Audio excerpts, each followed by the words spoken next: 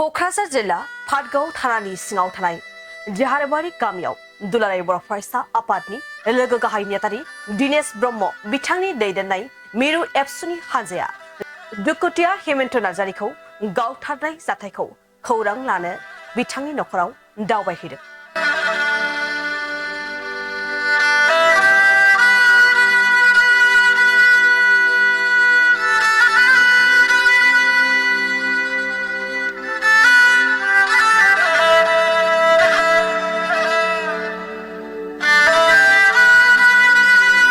दुलाराय बर' फरायसा आफादनि लोगो गाहाय नेतारि बिथाङा दुखुथिया नखरजों सावरायलायनायखौ नुनो मोन्दों। लोगोसे सरकारखौ गोख्रैयै आयेन राहा लानो थाखाय खावलायदों।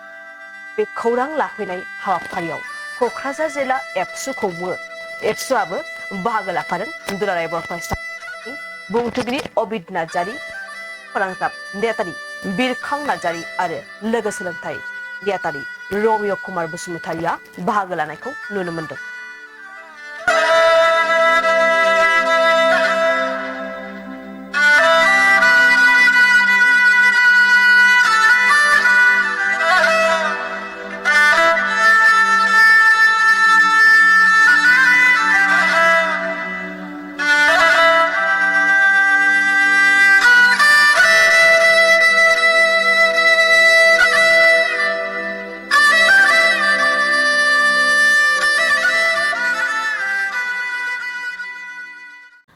बङाइगाव मेरिडियान किया मटर श'रुमा नोंथांमोननि थाखाय लानानै फैदों बाम्पार अफार।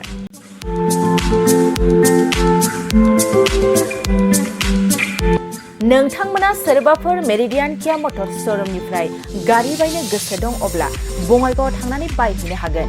बे बाम्पार अफारफ्रानो जाहैबाय सेल्टस गारियाव 1,25,000, केरेन्स गारियाव 1,50,000, सनिक गारियाव 50,000सिम खम बेसेनाव मोननो हागोन। नोंथांमोना गोसो गुदुं अब्ला थाबैनो नैबे जानबुं नङाव सुलाद लाहरनो हागोन। जानबुं अनजिमायानो जाबाय 0629 213 4455।